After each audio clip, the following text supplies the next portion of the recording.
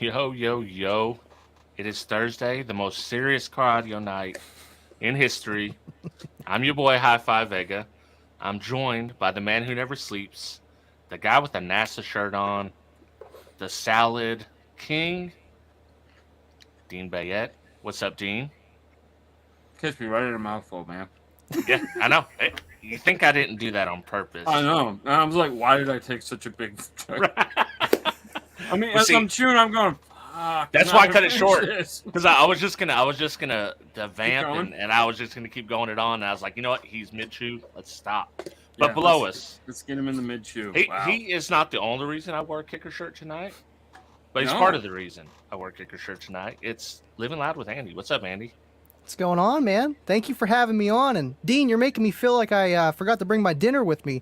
I should have known better, just eat and go live, But thanks for bringing me on, guys. I appreciate it. And, you guys know I always watch your guys' show. And if I'm not commenting, I am listening while I'm working. So, and I appreciate everything you guys do. And you guys are both from two different spectrums of the field. And it's just awesome to hear you guys collab on whatever topic it is every week, man. Well, that's why we wanted to have you on, because it's way easier to just talk to you in person instead of reading the comments. That's just too hard. Yeah. It's not the same. Yeah. Well, I don't think It's just people too much work. if you haven't done live, especially on StreamYard, man, the comments are coming fast and furious, and it's hard to keep up with them. It is. I can do it now, but I know down the road, man, it's just going to be near impossible to get every single comment. But hey, that's what super chats are for, man. You know what I mean? If you really want your comment being read and whatever, it's there. It's there. I did have a poll put up, so I will say that this is the lowest poll that we've ever had in history. Only 15 votes so far, and you have to choose Dean, High Five Vega, or Living Loud with Andy. So far, Dean's in the lead, 69%. I'm in second place, followed closely by Andy. But El Fuego's got the ultimate answer here. Oh, yeah. You definitely went with the barbecue skills. No question about that, awesome. man. Oh, man. No question about Hey, that. you know what? I should be at the bottom of the barrel because you know what? I just started doing this stuff, and you guys been doing it for a long time. And I mean, Dean, you're just insane, man. You really are with everything you do. It's insane. So are you, Vega. I mean, not like one's better than the other, but Jesus. Oh, yeah, there is. Wow. They can totally be better than the others. Hey, man. Yeah. It's totally cool. You don't have to pat him on the back, too, man. Just keep it where it is. Dean, we love you. Take it when you can get it, man. Shit. I Trust can't me, even. it's hard enough in the comments as it is. Yeah, it's hard. It's hard out here for a Christ. YouTube pimp. Oh, yeah. So what do you guys want to talk about tonight? I know I got a few questions to ask you, Dean, because I never actually got to, have a one-on-one conversation with you here. But Rob, you got any questions for me or anything? What do you guys want to talk about? Well, Anyone in the chat? What do we got? First, we've had an appearance by someone that's been missing. He's been on a milk carton. We don't know. Oh, Yes! wow. I just messaged him yesterday. The third Yes! era is Yes, back. he is back. Right. He is alive. Yes. Yes, we missed you, buddy. We have missed you. Yeah, I mean, I know it's hard to believe that people might actually have a life outside of the comments on a YouTube it's very channel. hard to believe, right? I mean, True. what the He hell? might have. He Yeah. might have just been watching his whole time and just never said anything. Just sitting back. You're funny. Come on. All right, That team. doesn't happen. Yes. Yes. Do we have any basehead questions? Because he's a true basehead. I don't know. He's not a pretender like me. No. No, it was funny. Last night we were at dinner and we had a business meeting, and one of the guys that was there was we were talking to him because this guy Mel, that is a Phantom in Texas, won his class. We had him on the show on a Monday or something like that, and he won all 3 rings. Took first place or national championships. So we got rings for all 3 classes, and we were talking about the basehead competitions that he was entering. It was like BB drag type stuff, and about like how you do 1,000 watts, and how loud can you get with 1,000 watts, and like if you go 1,001 watts, you're screwed, you're disqualified, and all that crazy shit. And I just didn't understand. He was explaining to us, and I was just like, wait, what? Because he's like, yeah, I got a 20K sound digital amp, but I only use 1,000 watts of it. I'm going, whoa. You know, and to me, that was intriguing as hell because most of the time when you think of bass heads, you just think of guys doing hair tricks and shit like that. And, you know, who can be the loudest. But I was kind of like, that's really neat. The more refined that competition has become. I think it's really cool. I don't understand it all, but, you know, it sounds cool. Right. And I feel like when people do that kind of stuff, it's like, yeah, you have that big amp and you could be in a bigger class, but I don't know. Maybe it's just something that they enjoy of just trying to get the most out of something small. And it is one of the most competitive classes when you get to like the big leagues is the small class. Just like when you guys did the old school SPL challenge, you know, the under 50 watt class, people were doing 50s. Cause that's, people see that as more competitive, I guess. But yeah, it's crazy because it's like, you know, usually it's like cone area plus power or whatever, and you go over and you bust and that's it. But I feel like, you know, if you just design your system in a way to be efficient, the most efficient at that low power, and that's the whole point of it all. But is it a musical build? Is it doing hair tricks? Absolutely not. But you always want to have that power on tap because who knows what impedance you have to run. You might be trying to switch different speakers, and you need all the amp you can, no matter what impedance rise you got, to get whatever power. But I think 20K is a little excessive for a 1K watt class. Hey man. He's my kind of guy. That's why we're buddies. He's doing all the classes, so he can just switch it on the fly. But you know, like SPL is science more than art versus SQ is kind of more art at some points than science. Right. You know, it's not. It's just it leans a little more art. I think like SPL is pretty much just like science. You do this, you do this, you do this, you get your numbers. And there's like a roadmap. You know what to do. There is some art to it, though. I mean, there is art. Well, SPL is a little more scrappy. You know what I mean? SQ, it's like, we got to make it look beautiful, too. You know what I mean? But yeah, I know what you mean with the artistic. But yeah, absolutely with the scientific stuff. Because even SQ, man, you know, you're looking at, you know, the speed of sound versus frequency and distance to figure out where to put a tweeter. So the same thing goes with SPL, but it's just, like you said, it definitely SQ is a little bit more. Let's dot our I's when we're done. You know. Screw that. Those guys are deaf.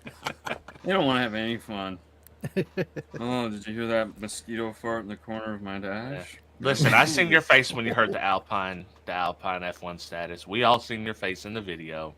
The F1 status? I haven't put that one up yet. No, is that not the one you put up? Which no, that was you put Alpine. Dropping spoilers here.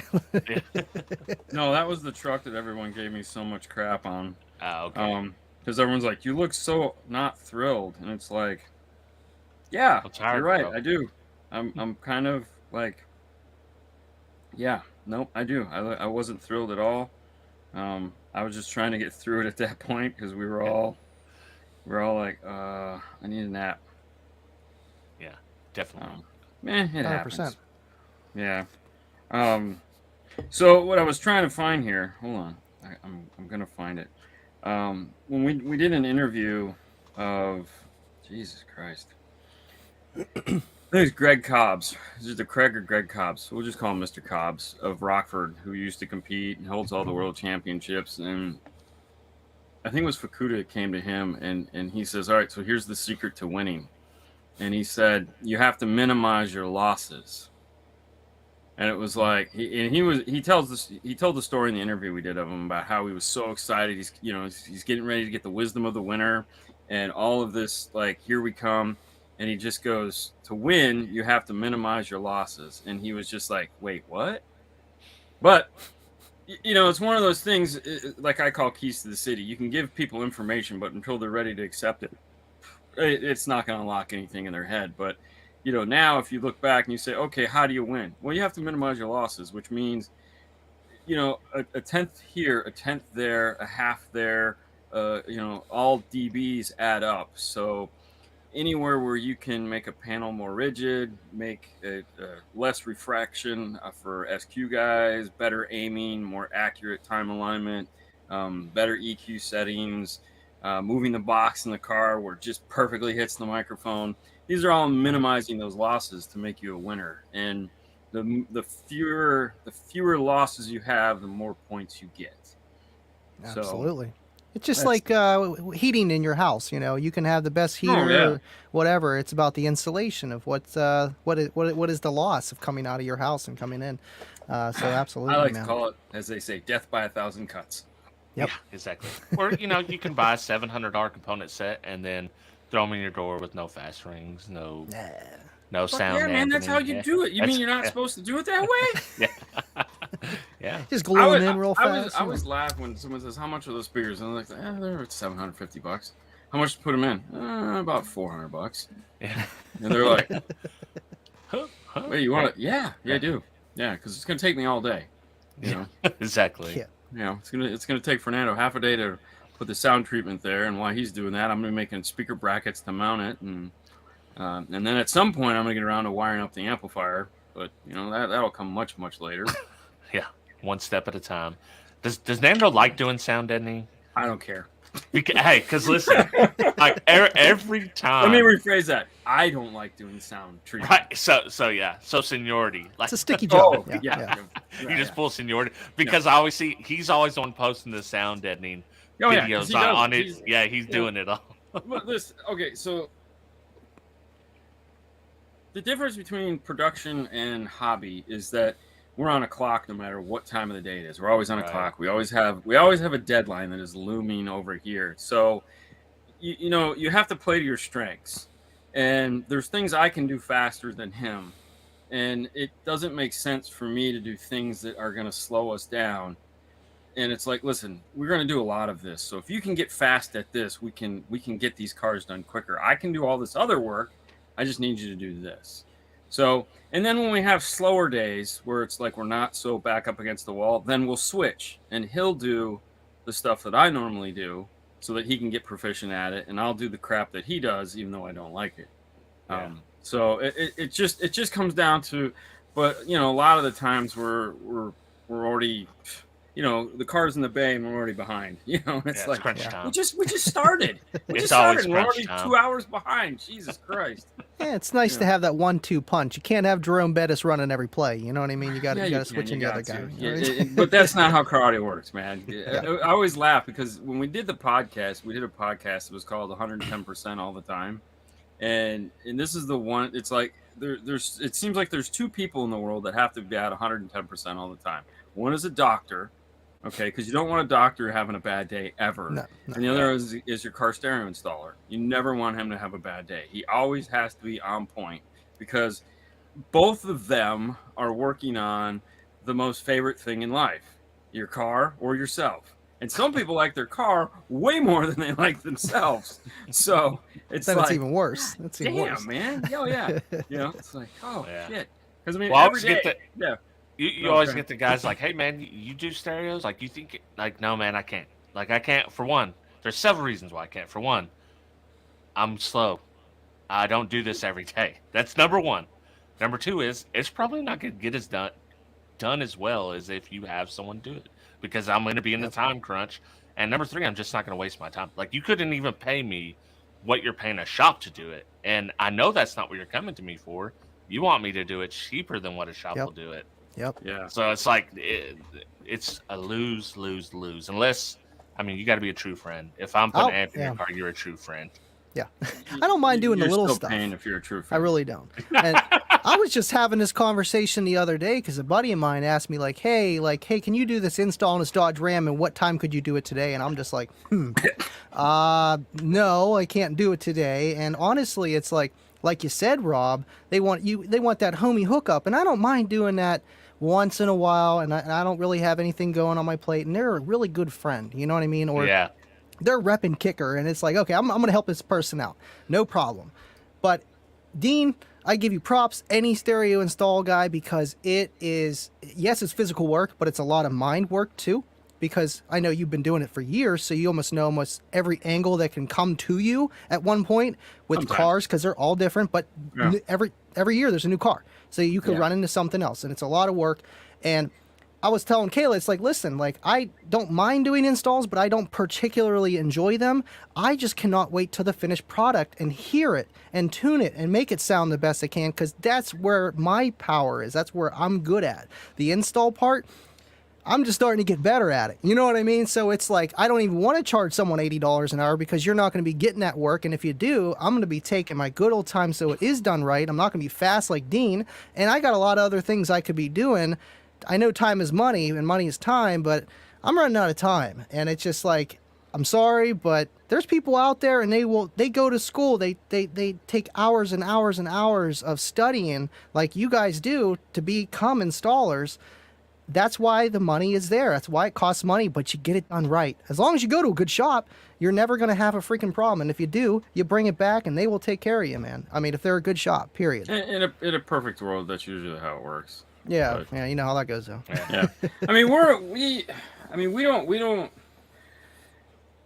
I'm not fast like I used to be. I'm not running any races when it comes to getting your car done because fast causes problems. So the faster you go, the more mistakes you make. So, the whole work smart, not hard thing is it's kind of true, but it's more work consistent. Like don't get ahead of yourself if you don't need to. Try to, one of the things that working as a tandem like we do is that, like, a lot of guys can't do that because they don't understand what it takes to have two people working in the same job and allow each one of us that has something to do without bumping into each other, because it's a car, it's a small environment. And that's the other thing too. Like when we have a big job to do, he has his stuff to do and I have my stuff to do, and we know to stay out of each other's way, and we know how to do that, where a lot of guys just, they're not used to working as a pair. Got good chemistry. Good chemistry. You got to have it. Yeah. I mean, when you see the install video, there's usually two cameras going out at the same time. So it's not like I'm working and Fernando's sitting there with the camera doing this. He's not doing that. He's over there working, and when we have to film, it's like, all right, I'm going to talk, and then I'll talk, and I go, okay, you can talk, and then he'll talk. And it's like, oh God. Or he's like, I'm turning on the saw. Wait, give me 1 second, and I'll finish what I need to say, and it's like, cut away, And that's where time lapse will come in, because it's like, all right, well, the saw's on now. So, yeah. We don't need that audio, no. Yeah. That's crazy that you do Jesse's that onto and film something. too. That's tough, man. That's tough. When he did his own install, it wasn't cheap, fast, or good. Yeah. No. We all learn. We all learn.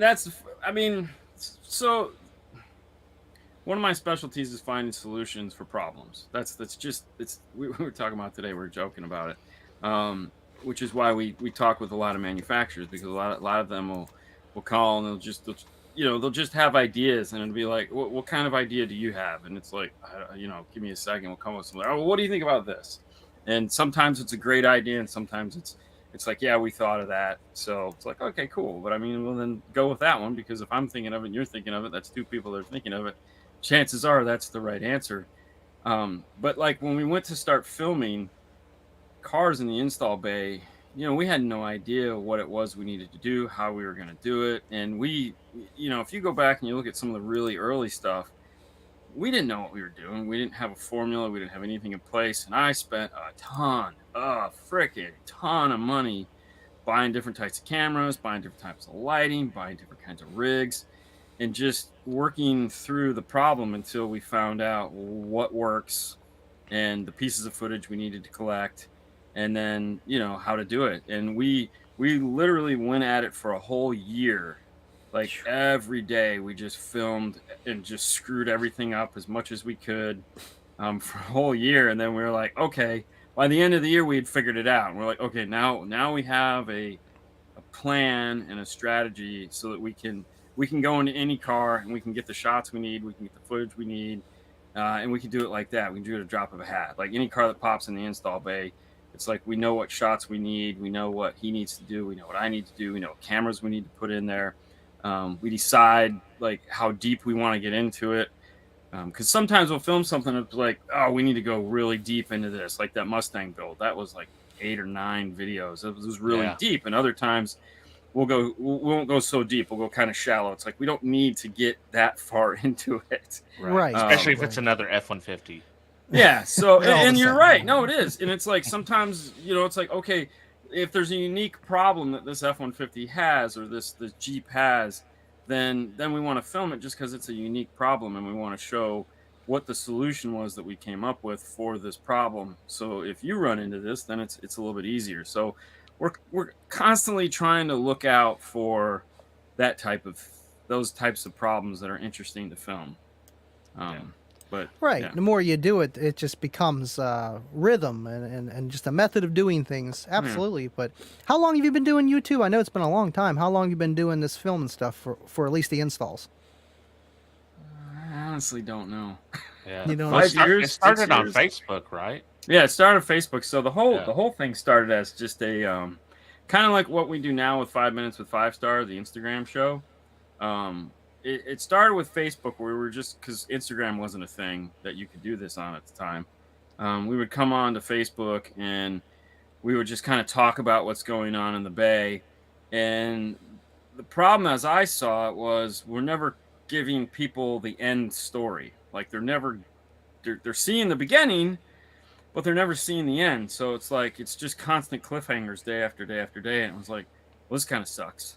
Yeah. So then I said, here's what we'll do is we'll film the beginning on Facebook, and then at the end of the day, we'll just kind of film an ending of some kind, and then I'll put them together and we'll put them up as a video.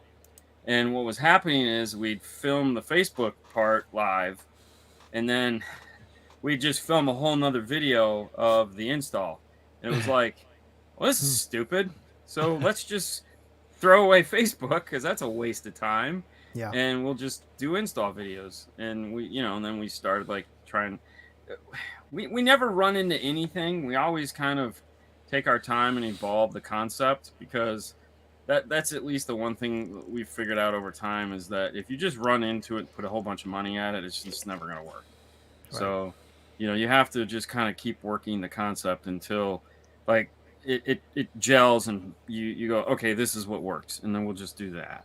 Because that's the one thing that I like about our channel, is that over the years we've tried a lot of different stuff, a lot of different shows, and some of them have stuck, and some of them just like were an utter disaster, and that we thought were going to be cool, and it was like, no, nobody liked it. And I was like, oh. It's weird how the stuff that you may think is going to do really good and it doesn't, and then it's like vice versa. It's like the ones that are, you barely put any thought into it, and they just go viral, and it's like, well, okay, well, the audience likes that. Okay, well, we'll do that next time, Yeah, but then if you do it again, it's like, then nobody likes that one. It was like, then you feel dumb. Recreate it. Yeah. No. I mean, we thought, thanks, Dave. Dave. We thought it was going to, like, because everyone was like, oh, we want more install stuff. We want more install stuff. And it was like, okay, so what if we just take a GoPro and we put it in the corner of the room, and we call it fly on the wall installs, where it's just like there's just a GoPro active during the whole day, and they catch everything. And we move the camera around throughout the day, and you just watch us install. And because that's what people were saying. We just want more install stuff. And I was like, all right, what is this more install stuff? And it was like, no, that's not what they meant. What they meant is they want talk about the install. Yeah, they want more. They don't just want to watch us run around like idiots. They want to want us to stop and tell them stuff. So it was like, we put one up and we asked, what did you think? And they were just like, yeah, don't ever do this again. And we're like, oh, okay. Well, hey, lesson learned. That's how you learn. Yeah. I mean, it was our bad, whatever. I get what you mean, though, on that, because it's like some stuff, it's like you don't want to lose the people's attention, but other people are also looking for, like, how do I take this light out of the dash and replace it? And like a video of doing that, otherwise it would be like, we're going to replace this light, boom, boom, next shot, and it's like, how deep do you go? And it all depends. It really does. But the more you do it, the more you have a feeling of what you can do. I learn from you guys, and obviously what I do on my own channel and stuff, what works, what don't, and attention spans. But I feel like YouTube is the place to do it for at least what we do. Yeah. TikTok, not so much. Facebook, no way. You're just wasting your time. Twitch, come on. We're not gamers. No. This is definitely the platform for it. It's funny, Jovan said, the kicker trip, Clearwater, Stillwater videos was kick butt. Dude, let me tell you what, that whole idea was that was so stupid. I mean, that was and honestly, we seriously were like, first thing, Fernando was on board, which Fernando is never on board for anything. So I knew we were screwed. He's like, dude, that's a great idea. We should do it. And I'm like, are you serious? Like, really? He's like, yeah, that would be so cool. And I'm like, okay. And then I go, dude, Kicker, they're never gonna say yes. Why would? And then because I go, why would they trust me with their truck? And Kicker, and then Fernando's like, why wouldn't they trust you with the truck? You're Dean. And I'm like, Right. What's that mean? Still. What does that mean? And they're like, come on, you kidding me? They love you. And I'm like, no, they don't. And yeah, I was wrong. They call back and they're like, Lori calls me back and she's like, hey, I just emailed you the insurance card. You're all set. Send us the gas bill when you're done. And I'm like, wait, you're serious about this? And she's like, oh yeah, have a great time. I won't be there. I'm going to watch. Awesome. Where did she go? She went to a golf convention or a big golf thing with the girls. This big golf trip because she's a golfer and gopher. And I was like, so I'm driving all the way out there, and you're not even gonna be home. Yeah. Really? Well, the crazy part is you decided to stream all night instead of one of you sleep and drive. Dude, none of us. We'll just stay up all night. Neither one of us slept because we were both afraid that the other one would fall asleep. Right. And that was the truth. This game. And it was. I mean, and seriously, and luckily we did because, it was rough. And we would go live because when we went live, that kept us awake. Right. Because it's like, wait a minute, I got to answer all these questions. So it's like you immediately flick that switch of like, I can't be tired because, so. Plus, all these people are watching me. They're going to watch me fall asleep. Like, they're going to witness it. They're going to witness it. Yeah. When I woke up in the morning, and I was like, oh, I'll see what they streamed. And he's like, yeah, I'm just waiting on Vega to give me the directions. Like, oh, maybe I should text him. Yeah, because we were at the Louisiana Buc-ee's that's getting sued right now. Oh, really? That was the one we were at. The one that's getting sued right now because of gas price. The laws they have on gas prices. Yeah, that was the one we were sitting in waiting for the phone call there. Jesus. We already got Dave. Dave's coming back again. And then Mr. William Berg. Mr. William he's Berg. got a really cool thing. I don't know if you guys have heard about this. That he's the wireless bass knob thing. Yeah, that looks dope. What? Yeah. He's got a wireless Bluetooth bass knob. I don't know if it's Bluetooth, but he's got a wireless bass knob that he's working on. So hopefully we're gonna get one soon to play with. I'm excited because every time we put something in the lab, we always have to run a damn bass knob up front. It's a pain in the ass. And I was like, this would save us so much time.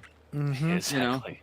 I like how because Kicker has the Bluetooth bass knob, wireless, but it's only for that amp. Yeah. If you could have something that was universal. Yeah, well, that's it. Anymore. They don't make it anymore. Yeah, that was. They have a new bass knob coming out. Yeah. I've seen the new bass knob. Of course, you've seen the new bass knob. Yeah. I didn't see the new bass knob. Wait, there's a new bass knob? Did you not? There's a new bass knob coming out. Come on, I've seen everything. I'm not supposed to see. Yeah. Here comes I totally expect Bill just jumps. Here, you want to see the new stuff? Hold on. Yeah. Bill jumps the stream. Wait, guys, wait. Then I'll get another email from Steve. Slow down. Hey, Dean.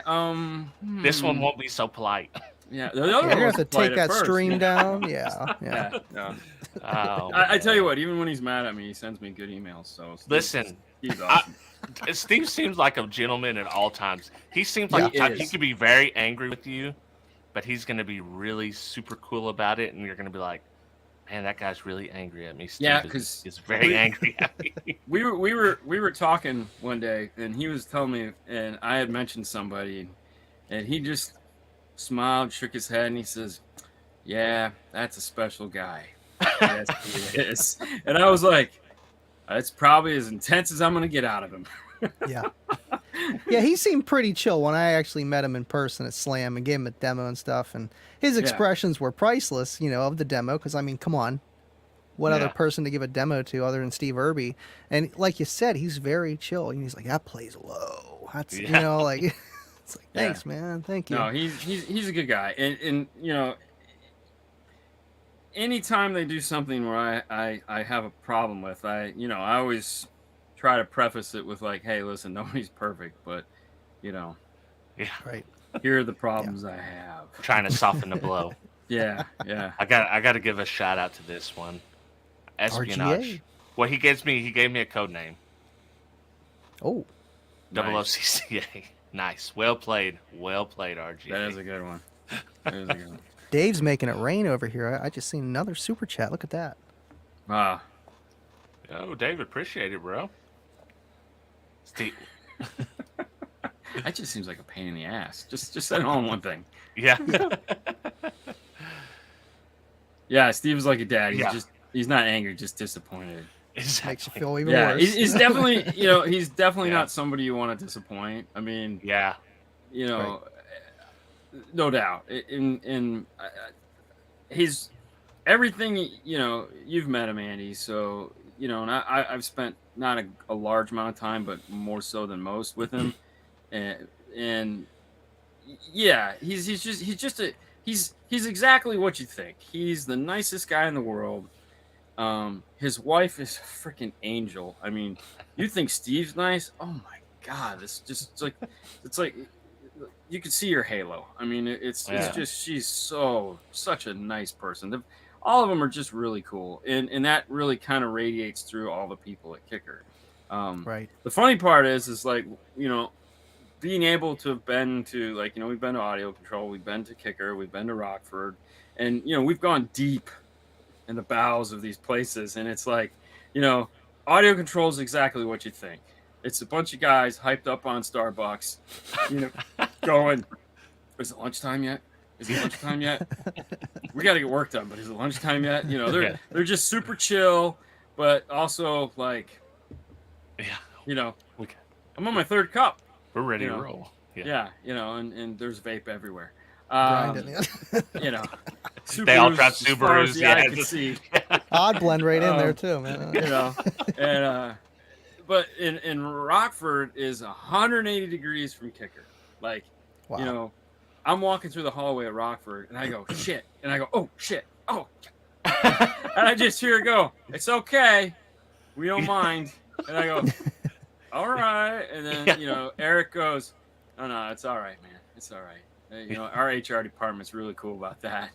And they're like, we're not, yeah, they, hey, what kind of personality are you? It's like, dude, they're wearing flip flop, like, dude, big guy, like, dude, what is it? The owner or the president, he pulls up in his freaking, Bill Jackson pulls up in his McLaren, orange freaking McLaren, and then the next day he pulls up in his stupid battery operated Tesla, and they all got motorcycles.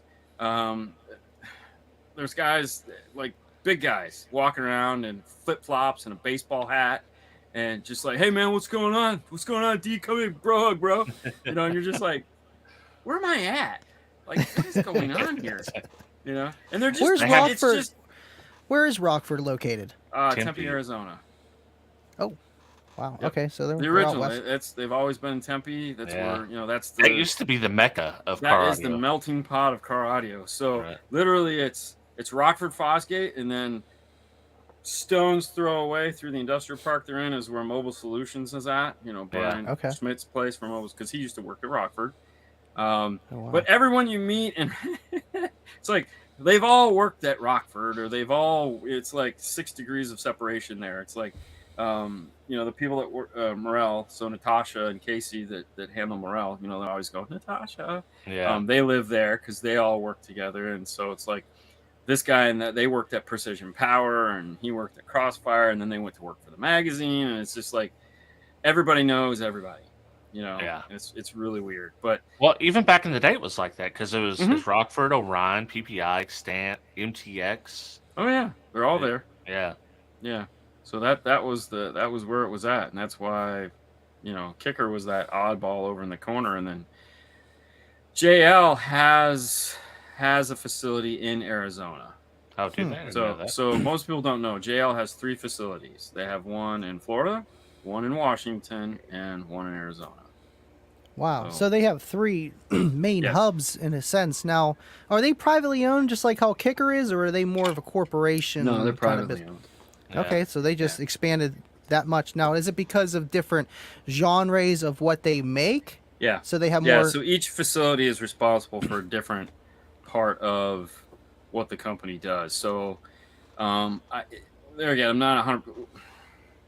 I think Arizona is responsible for amp tech, and I think Yeah. Washington is responsible for like DSP tech, and then Okay. Florida does speaker tech. So I think that's Yeah. how that breaks apart. But the one thing that is funny is that JL has never made an amplifier in the U.S. See, a lot of people don't understand it when they sit there and they rag on everybody. Yeah. But JL's God, which I'm a big JL fan. Just got my Max Tune in the other day, so. Which is a funny story, but they've never made an amp in the United States. They were one of the first of the big companies to they started overseas. Wow. You know, and what made it unique and really set the footprint for everybody else to follow was they went over there and they said, hey, we just want you to build it. We're going to design it and you're going to build it. And they were like, no, we design. Like, no, you don't. We design, you build. Yeah. And so they're kind of in the forefront of that whole overseas amplifier market because that's how they started. When they decided to get an amplifier, it's like, we ain't making them here. We're going over there. So well, the Slash 501 is literally like the best-selling amp of all time. It was yeah. I feel like it fit that price point, and just for what it was, man, the performance, and especially in the time, the efficiency, everything was going for it. You know what I mean? Well, okay. So someone says I thought JL was rebadged Alpine. No. What? No. Have So, you ever been to remember, Alpine? Where's Alpine? They're in the United Alpine's States, in Detroit right? now. Okay. Alpine. Okay, so all right, so that gets you into the whole Japanese. That's why I was asking. I didn't. So Yeah. all right, so here's how Japanese companies work, and that would have been Pioneer, which is now a Chinese company, but they still have facilities in Japan. But so basically, your Kenwood JVC, your Alpine, and your Sony. How those companies work is they have Japan, which is the main company, which is the company. And then they have Alpine America, and they have Pioneer America, and they have JVC Kenwood America. And those are their own companies. But they can only buy from the Japanese company. The big one. Yeah. Wow. So, like, when you say, oh, it's a Kenwood radio in the U.S., it's like, yes, and it's run by Kenwood USA, and they're their own company, technically on paper, but the reality is they have to buy all their products from Japan. It's really weird how it works. So, like, they don't work for Kenwood Japan; they work for Kenwood USA. And you'd think there'd be a lot more employees. There aren't. There's very few employees that work for these Japanese companies in the U.S. They've managed to whittle them down to they're operating on a really thin, like, necessity only. So, these companies don't have a lot of people. Like, I think JVC may have 2 people. Oh wow! It's not a lot, And is JVC, it's like I was it's say, a is JVC franchisee. owned by other companies too, like Kenwood? Or are they all together? Well, no, or so the name of the company is the JVC Kenwood Corporation. Okay. So that's the actual name of the company. And Kenwood is the bigger of the two. So a lot of the JVC stuff is just entry-level Kenwood stuff, rebranded or not rebranded, because that's really not the word. JVC still has all its own software. They make all their own amplifiers and they make all their own speakers. But radios are just reworked Kenwood regular line radios. So not Exelon and not XR. So it's really good. And their amplifiers, like we've dynoed pretty much all their amplifiers, and it's solid stuff, man. It's not garbage. Yeah. I mean, they're using the same engineers, the same guys that build the Exelon stuff, or the same guys building the JVC stuff. But the problem is, like, we've been talking a lot with JVC lately, and the Japanese just don't want to put any money into it. And it's like, because, when we look at Sony coming back out with the ES, and it's like, dude, JVC is sitting on so many, like, things that they could just come back Bring in back and the Warren G amps. Do you remember those? Yeah, but no.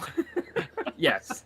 But it's just one of those things where it's like JVC has a long history of really good stuff, and we would love to bring some of it back in, and like we could do a huge marketing campaign with it. We could have a lot of fun with it, but the Japanese are just like, no, nah, it's not gonna happen. We're not going to do like, that.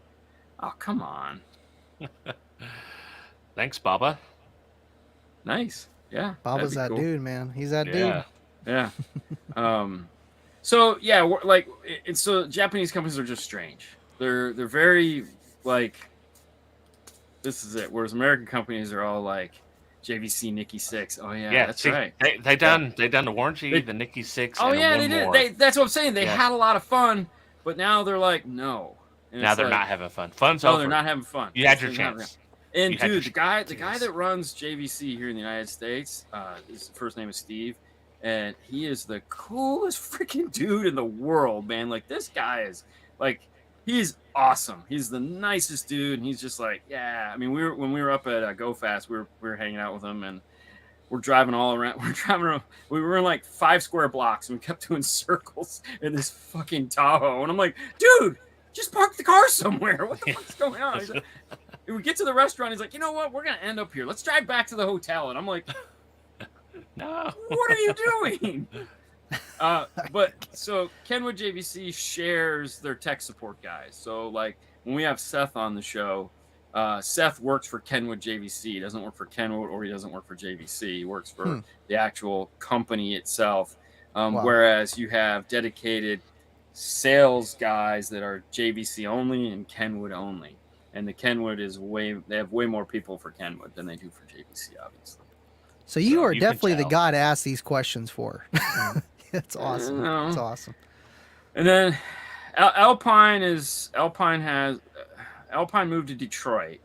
And one of the things that we just found out about, because we spent there again when we were at Go Fast, we spent a lot of time talking to them, is that Alpine's parent company has always been Alps Electronics, ALPS Electronics. They make keyboards and buttons and a bunch of other strange shit, which I always laughed at, because I was like, well, then why do they suck on your radios? Yeah. You know, what happened there? Who did you guys piss off? But Alps finally absorbed all of Alpine, and so now it's just all one big company. And there's no like, because the other thing too that really sucked for Alpine is that you had Alpine aftermarket and Alpine original manufacturer's equipment, and the two of them, concrete wall between them. So these guys could never talk to these guys. And apparently that shit just went out the window, because they're like, enough of this crap. You know, we can't afford to pay all these engineers. So everybody works for everybody now. And, you know, so the Alpine aftermarket side is going, yeah, we have access to the coolest tools in the world. Hell yeah, we can have fun. And, you know, the OE guys are going, finally, we get to play with all the aftermarket cool shit, not have to be confined to these little tiny boxes of like, it can only weigh this much, and it has to be this amount of money, and it has to play this frequency, and go. So Alps was doing all the OEM stuff for like, well, no, Alpine. What was Alpine Aftermarket was doing it, right? But it was all owned by Alps. But now Alps apparently has just absorbed the whole thing, and it's just, you know, it's just Alpine, and it's just all just.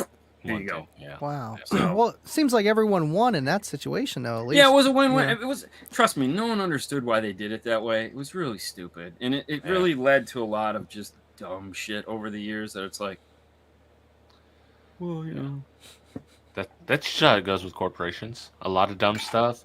We have to do it this way because. There's always there's always stories of like Alpine aftermarket breaking into the Alpine factory shit, so they could figure out how shit was done, so they could re-engineer it on the other side. I'm like, wait, what? Why would you have to re-engineer it? Oh, because we can't talk to them. Yeah, like, that would be. That's insane.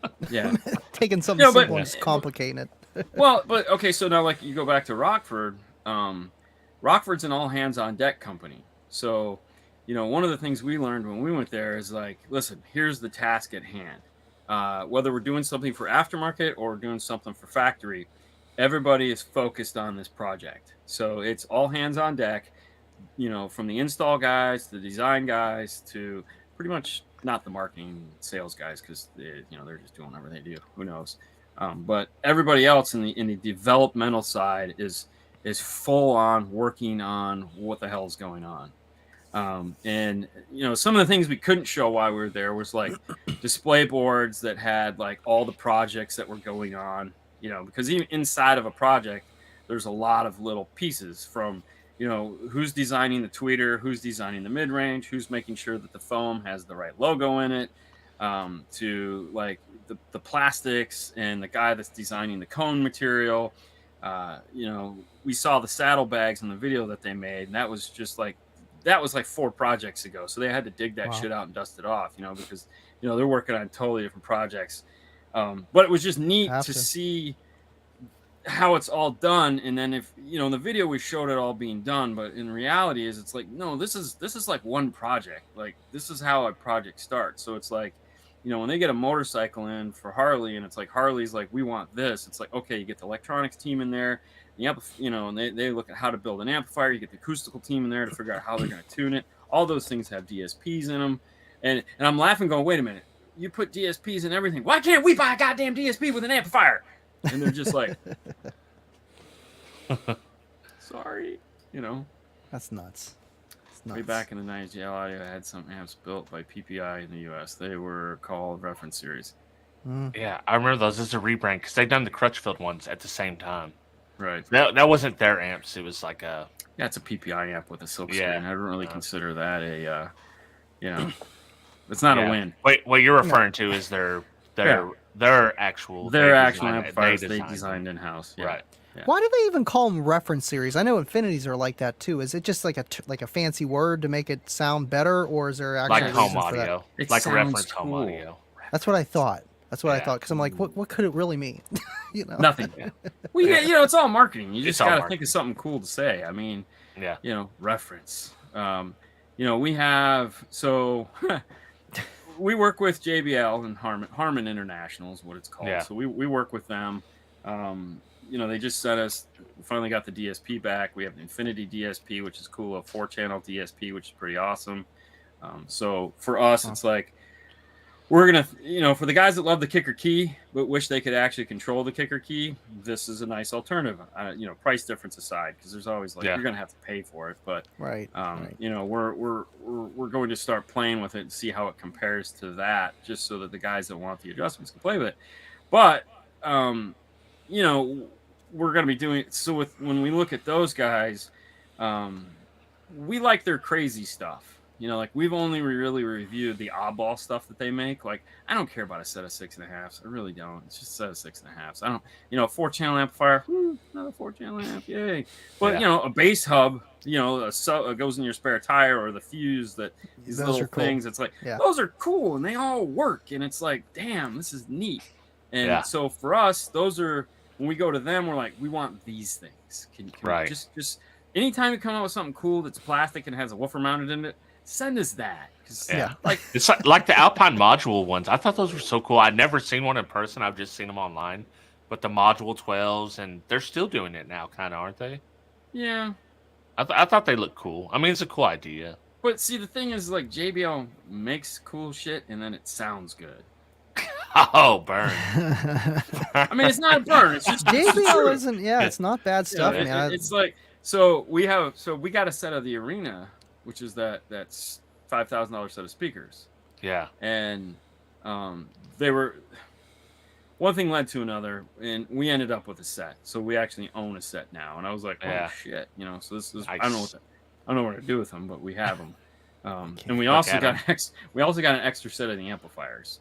The DSP amplifiers, and I was like, so we're gonna do some kind of giveaway at some point with the Infinity, but Fernando wants to keep the JBL for Christmas to do some kind of a JBL giveaway for Christmas. But we're working on trying to figure out how to give away one of those amplifiers. So I've seen the Arenas in person, and they actually got me demonetized because they had them at SQ Finals. I had them set up on playing music, so they're playing music. I'm doing a live stream, and it's like, oh, wow. Yeah. Oh, well. Too crystal clear.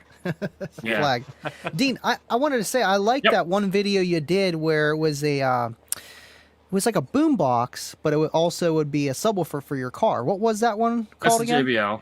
That's the one you guys have been talking. Okay, that's the modular. Okay, that's what I thought, so I wasn't too sure. Okay, that thing was awesome. It really was. So when we got it done, we called, at the time, when we were doing those, we were going through our rep, and we weren't going through JBL. So we called them up. And we're like, dude, you guys got to come here tomorrow morning because you got to hear this thing. This is legit, like the craziest shit you ever heard.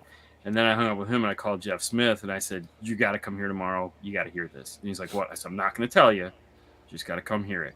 So he hops into Fernando's car. Jeff Smith hops into Fernando's car and he's like, okay. I mean, it's not bad. And we pop the trunk and they're sitting in the trunk.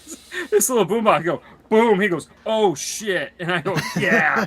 That he goes, that was doing that. And I go, yeah. He goes, it's nuts. Damn. Yeah, that's they got insane. that low end. I mean, I feel like JBL is the opposite of Bose. They got highs and lows. You know, I just feel like they're nice. I think JBL just uses Martian technology, or the fact that they have all the money. They're the different. biggest. It really is, because when I did that boombox comparison, like the kicker, I wouldn't say it sounded better, but it just sounded cleaner in a way. And then the JBL sounded more like what people almost want to hear is like that little bit extra gravy at that low end and whatever else. That's the Harman curve. You know, when everyone sits there and goes, what's the Harman? You got to do the Harman curve. It's like, flying. Andy says it's the Andy curve. Now, what about the kicker curve? No, not that Andy. Andy Waymeyer. Oh, yeah. Yeah, I say kicker curve. It's different. Yeah, no. But they have all the money. Out of all of the companies we've talked about, Harman International is the biggest. Yeah, they do. They are hands down the biggest elephant in the room. A lot of people don't understand that. They're owned by Samsung now, but long before they were owned by Samsung, they were the biggest elephant in the room. The problem with JBL, because every company, you can always find a problem where they fucked up.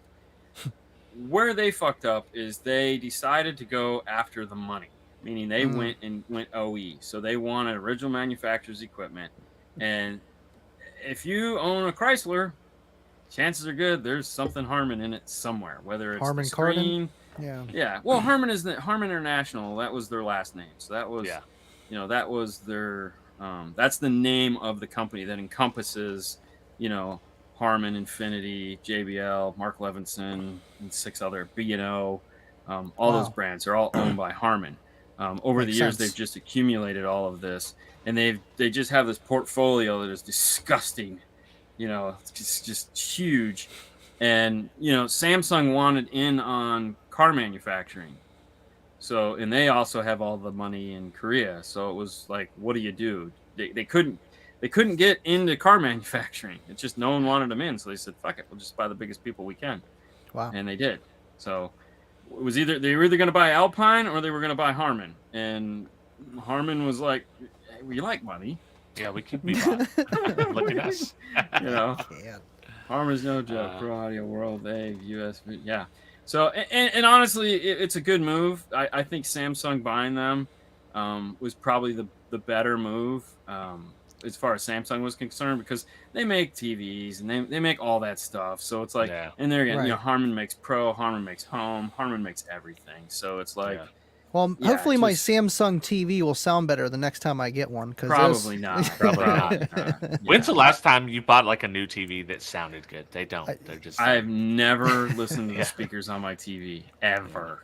I will give props to my LG. I had an LG 43. This was about 10 years ago. So it was pretty big for the time, at least for me. It was my first TV I actually bought. It wasn't my parents'.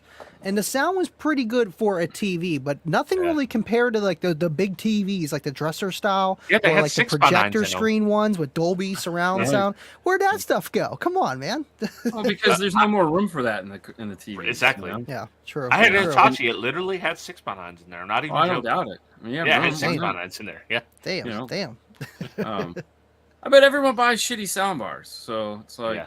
Just like the one I have in my living room. Yeah, exactly. You just go. That's what I ask people now. So, do you have a soundbar or a home stereo?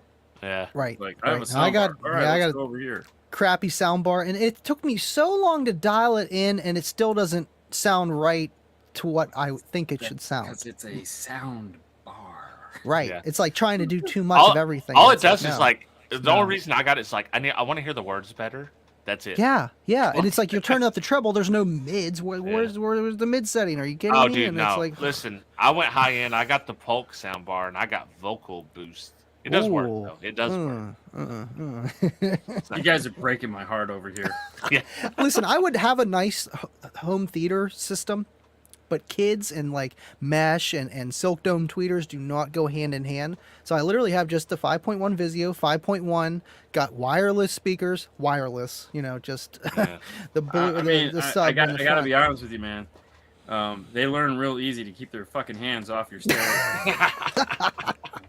Oh, you should Haley's see the ones that I already Haley's have just 22 sitting years there old. done. She still knows, like, I don't touch that. Yeah. I turn it on and work Yeah. the volume. I still can't feel my pinky Yeah. anymore. Oh, listen, you never had a boy though. Boys don't care. They like, I'm gonna get a whooping. Okay, let's do it again. Boop. Yep. Oh, Yep. you're gonna give me another whooping? Yeah, I'll Yep. do it again. poking the tiger, man. That's what they like doing. Like boys are Just not. find what they like and you take it away. You don't have to beat them. Yeah. They all like listen. something. Kid comes Yeah. home and he's got no matchboxes. Yeah. Where's all my You touched my stereo. I took your matchboxes. I think something would be cool to have like 12-volt technology. I know it's very inefficient in a house and all that kind of stuff, and I want practicality, so it's almost like I if I would go that route to have something nice, I would like to do a 12-volt because that's what I do. I'm more that'd be a 12-volt. And I know it nightmare, sucks. though. Yeah. It No. sucks. No, you don't. Right. Trust me, you don't. You don't But want. then you'd have to hear a anything power 12 volt. supply. Okay, Yeah. so I have all external amplifiers, man, and let me tell you, home audio amplifiers ain't no joke. All right, Yeah. when that bitch drops 15 watts and the fucking house roof goes, whoo. Okay, yeah. Screw that DC shit. No. You got a toroidal. I mean, so here's the trade-off. So let's say you take let's say you get an amplifier that's got 75 amps of current draw. All right, so that's telling you you're going to need a 75 amp power supply. All right, so you go buy a big Astron 75 amp power supply. Okay, it's as big as a home audio amplifier because the toroidal inside of it that's what you need. So now you have this giant thing in the corner just go. Yeah. Keep that amplifier going as it's inefficient 75 amp current draw because DC guys don't design amps like AC guys. Yes, they're all the same parts, but they're not. That makes sense because home So- audio do have those big toroidal coils or Yes. whatever you call. Yeah, they're Yeah. huge. Oh, trust So- me, when I got to clean mine, it's like They're heavy. fuck, You kidding can me? see when you get a home audio amp, like, geez, like you pick up an old Yamaha or something. Oh, Like yeah. this thing weighs 45 pounds. Yeah, because the big ass power Yeah, supply. So you're never gonna cheat it. You're never gonna win. You're gonna have to have power from somewhere. So just buy because Right. I can tell you right now, a 75 amp Astron is $482. Yeah. Woo. Ask me how I know. Anyways, so you go buy an amplifier, get some cool 4x or 5x or 8 channel, whatever the fuck it is, and you get a DSP amp. You spend $1,200 on a DSP amp. You spend another $500. You got $1,700 and a car audio thing that doesn't have Dolby, doesn't have any form of surround, doesn't True. have BTS, doesn't have all this cool shit that this thing has that I have no idea what it does. No, you could go buy a Pioneer or an Onkyo or an Integra, which is Onkyo rebranded, for that amount of money. That's top-notch badass. You can't buy an audio control. I'm just telling you right now, you can't buy an audio control for that kind of money. But my point is that it doesn't make sense. Yeah, I smart feel money like worth it's smart. like I said, it's not efficient, not in just power, but No. just in simplicity and obviously price in the long run. And like you were saying with like the Dolby and all the DSP stuff, I feel like it's like you said, it's gonna be a lot easier just using the stuff that it's designed for and Yeah. whatever. Right. I just thought it'd be cool to make a kicker couch. Sorry, you know what I mean, and then just run an amp Well, to it no, and a just- power just supply. stick But I mean, Snubs, yeah. No, just you stick can snubs. still, dude. I'm running a set of Orion Cobalt 12s in the corners in bandpass enclosures in the corner of my living room that I Nice. made back in the 90s. A You I bandpass would remember- say like those this? are very old. Yeah. No, they don't have plexi. Oh man, They're what not are you cool like doing? that. They don't have the But, I blue mean, LEDs these are- either. Aw. Huh? Yeah, They no. don't- So they're have original Cobalts, like Yeah. straight up Orion blue logo on the The side. blue, yep. And I've had them for fucking ever. They have a lifetime warranty, so if they ever go I know. bad, I'm never not gonna worry about it. ferrofluid dries up. No, these didn't have ferro. Cobalt didn't have ferrofluid. Thank God. They'd have been dead a long time ago. But there again, you could make a really nice set of 3-ways. Make a tower with some kicker speakers. There's a lot of other useful things that you can do with the product. You know, build yourself, or have big passive crossovers built that do what you need it to do. I think Matasound is still in existence, so you can have them make you some big passive crossovers. Dude, just spend $300 on a sound bar with up-firing speakers, #Atmos. That's it. That's all I need. So I just need to upgrade mine. That's all I need, right? Yeah, exactly, man. So, does it have like that real surround? I see those advertisements, man. That cool couch that they have now, right? Where you build the couch all different ways. Yeah. And it now has the Harman sound system built into it. Yeah. So Haley's like, Dad, you got to check these out. This is the couch we need to get. And I was like, okay. So we went to the mall, and they have one there, and they got the speakers in the couch and the subwoofer in the couch, and they got a sound bar on the wall. And the guy's like, dude, you got to hear this thing. And I go, dude, you're right. I got to hear this. So we're sitting on the couch, and we're getting the shit shook out of us, and it's all vibrating, and it sounds terrible. And I just look at Haley, and she looks at me, and we both know what we're thinking. Like, could you turn this shit off? We just turn it off. Wow. And I just get done, and I go, wow, man, that sound bar. Woo! Yeah. The guy goes, it's great, right? I said, can I get the couch without all this crap on it? He goes, yeah, but why would you? Because, seriously, dude. Wow. So it looks better in pictures than it sounds in real life. No. There again. You know, I had to have this conversation with a guy today that was like, we're talking about a Tesla, and Teslas have a really nice stereo. It sounds really good.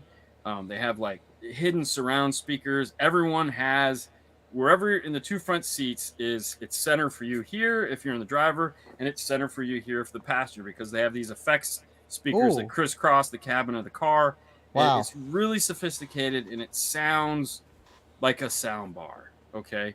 And there again, if you have a sound bar, you're totally happy with the way it sounds, because you get in there like, damn, this sounds good, because it matches your home audio system. Where the problem lies is if that guy that bought that Tesla because it's the new hotness, and you know he didn't get the Porsche or the other, you know, the Lexus or the Range Rover or whatever it was, he bought this stupid thing. Whatever delicacy, because it's green. Even though we won't go. Okay. Yeah. I said, so that guy has $100,000 home audio system. That Tesla sounds like dog shit. Wow. Okay. Because he's got Macintosh amplifiers, or he's got Crown, or he's got Krell, or he's got all this expensive shit that I can't pronounce. We're audio control. And he just sits in there and goes, seriously? Wow. You know, I just paid $100,000 for this car, and it sounds like dog shit. He put more into his home stereo than he did into the car. So he's going to sit in there, and he's going, this shit needs to come out. So it really just depends on the person and what their life brings them. So, you know, it's almost like you don't notice it's a problem until you, you know, almost experience something else, and it's like, oh wow, this is what I was missing. This is what sound is supposed to sound like, and I feel like that's what a lot of companies, some of them just kind of go for, rather than what the sound should sound like, rather than what the customer wants to hear. And a lot of them just do that. They what the customer wants to hear, what they're used to hearing at their home with their sound bars. And just like a lot of the headphones I see at Walmart, you know, you just put them on, like the Skull Crush or Skull Candy, whatever those are. They're just so heavy in bass. But that's what some people are just looking for that. They want two tens in their head, you know. Well, hell, those Alpines that we had a Aura bass shaker in the top of it, so it's on your head. It just caused your head, it just buzz, and I was like, "Hey, Fernando, I bought you a set of headphones. Here you go, buddy." He goes, he put them on. He's like, "These are awesome," and I was like, "Merry Christmas." Happy all right, we're past our hour, fellas. I know we gotta go. What do we got to plug? I'm gonna have some kind of video tomorrow, hopefully. So, and then of course tomorrow morning, 9:00, the news. So make sure to tune in the news on Dean Fernando's Car Stereo Clips. What you got coming up, Andy?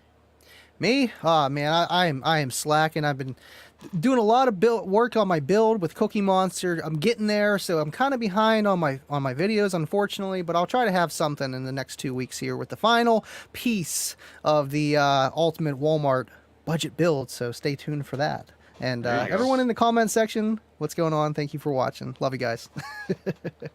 And I have kicker shirt on, not just because Andy's on here, but I'm going to be on Unmasked Live in person Tuesday. It's going to be a Ask Me Anything. Should be fun. So I'm doing that, and I have a top 10 list coming out Ooh. Sunday. So- Nice. Very and cool. and it's an extended. Usually I only do a top 5, but I went ahead and done top 10.